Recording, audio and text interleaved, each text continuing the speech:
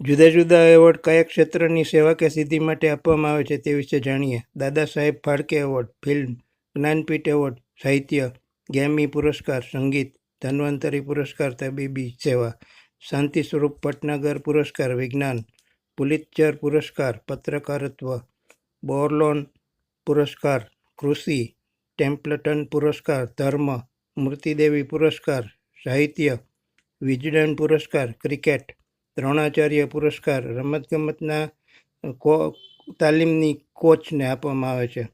ભારતનો સર્વોચ્ચ નાગરિક પુરસ્કાર, ભારત રત્ન, બુકર પુરસ્કાર, સાહિત્ય માટે, ઓસ્કાર એકેડમી એવોર્ડ, ફિલ્મ માટે, એશિયાનો નોબેલ પુરસ્કાર, એનું નામ છે રેમન મેગ્સેસે પુરસ્કાર.